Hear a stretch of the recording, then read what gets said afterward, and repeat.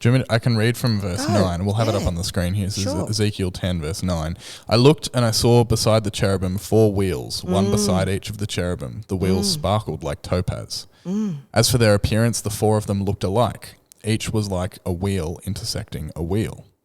As they moved, they would go in any one of the 4 directions the cherubim faced. The wheels did not turn about as the cherubim went. Yeah. The cherubim went in whatever direction the head faced without turning as they went, and their entire bodies, including their backs, hands, and wings, were completely full of eyes, as were the 4 wheels. I heard the wheels being called the whirling wheels. Each of the cherubim had 4 faces. One face was that of a cherub, the second the face of a human being, the third the face of a lion, and the fourth the face of an eagle. I much prefer my Christmas card version. That showed up. Oh, I'm telling you. So I presented all of this to church and told them about this and showed some really graphic video, which was very confronting. And my congregation were shocked by that, really. And they were confronted and asked that maybe that wasn't the truth. And then I said, well, it's in the Bible. Are you saying Ezekiel what he saw wasn't valid? It's not the real thing? Are you picking and choosing the bits you believe in the Bible because it fits your narrative or your construct? And it turned into, we did church service in the church and then we went out for morning tea, and then the real sermon actually happened over morning tea, where we pulled apart all our thinking and feeling about it. The interesting thing was the next week I went back and I had to talk again on angels, and I'd written a confession and prayer of assurance, and in it I'd sort of said, Lord, please forgive us because we can't see and we're not hearing and we're not accepting your word as the truth. And then I got slammed in the service. I'd prepared a Daniel sermon on angels, which was a better version. I thought was like, at least Daniel sees the angel as a man figure. I thought this will appease the congregation. It's something they can relate to. And I got slammed in the service. I never even got to the Daniel passage, because then I asked the congregation, because we're trying to transform worship in the way that we do things, because I've had the beautiful Reverend John Humphreys in with me, helping me along the way to look at services with a different set of eyes. And I opened up by saying, guys, tell me, have you had an experience of angels? But I'd lined up a lady that I knew that had a physical angel experience, so that I could kind of go, see, no, angels are a thing. Yeah. And I had her ready to share. So I broke the congregation into groups, intergenerational groups. We had young people leading, and I gave them lots of paper and lots of coloured pens, and they had to address some questions and talk about angels. What did they look like, and did they have any experience of angels, and are there any questions that you have about angels? And I said, okay, I was expecting this to take us no more than 4 minutes, and 27 minutes later, they kept telling me to stop, wait. They were deeply enmeshed in what they were doing. So I let it roll, of course, and then each group shared.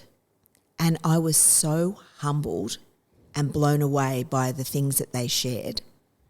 One of the sharings was about a gentleman, a lady's husband, who had drowned when he was a young boy. And he drowned and he was on the beach, unrevived. They couldn't revive him. And then somehow he came alive again. His story about that was he was visited by angels and he could hear them singing to him. And with that, he woke up. Now, I was just gobsmacked by the sharing by this lady in the church and by her belief in these celestial beings. I had another person talk about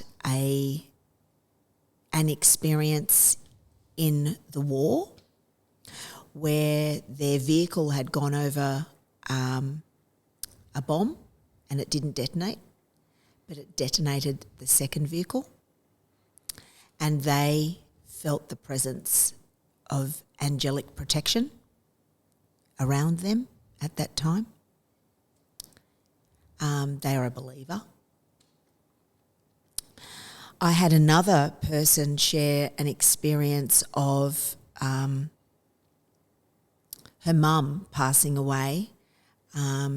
She wasn't old and she died of cancer, and her mum had always said that she would, don't worry, darling, when I go, I will visit you, in the form of ladybugs. And these ladybugs appear for this family in these deep moments when they just need to feel the presence of the mum around them. So really powerful stuff. And then I shared my experience of, I don't know whether you call it an angel or the Holy Spirit or God's protection. I think it's all a part of that unseen realm. I haven't seen an angel, but I've felt the presence, like there's somebody else in the room, like there could be like a breath. Somebody, you know someone's behind you, that feeling of somebody's there, and you go to turn and you go, oh, hello, yeah, you're there, hello, oh, you surprised me. That feeling like there's a something there. I've had that feeling numerous times. I've actually been in church when I was at Dural Baptist, and I've heard other voices when I'm on the platform singing that weren't in our group. And I felt that there was the presence of angelic voices joining us in our worship that morning that I could hear. It was really weird. I thought I might have needed meds after that. It was so odd, but so peaceful and so calming. And then I shared the experience of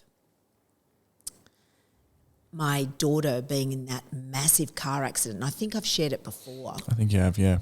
And that she was meant to die in that moment. You know, the guy rocks up and he says that Ginger's there because her car was in front. Aurora gets taken by ambulance to the hospital, and the Towie says to Ginger, so babe, what's the story with the person in the car, in the Suzuki? Did they live? And she said, yeah, she's on her way. Not sure if she's got spinal injuries, but she's on her way to the hospital. He said, oh, mate, she was a lucky bitch. He said, don't normally get out of that one alive. Because the car was completely crumpled. It was just like a concertina together into a smulch. Aurora talks about getting out of the car and somebody appeared out of nowhere and just she had no shoes on and she was walking on on the glass and she didn't know what she was walking on, and somebody came and lifted her off that and took her to some safety. She doesn't know where that person was, who that person was, where they came from. And there was another person that just turned up, this huge guy that diverted traffic. She doesn't know where they came from either. She never saw them again. Didn't know how they materialised. And I wonder, are they those angels that God just places in the form of humans in those moments for our protection and our safety? I don't know. Bible talks about that. I don't know if that was one of those. I'm just totally making that up. But I have a strong sense that God, angels, Holy Spirit, it was a God-intervened moment. God showed up in that moment and protected a whole bunch of people that day. Even the driver who smashed into Aurora at 70 k's an hour off the bridge. And I think, wow, that's phenomenal. Another woman, last story, Jonty, another woman in my congregation shared about, she'd moved countries.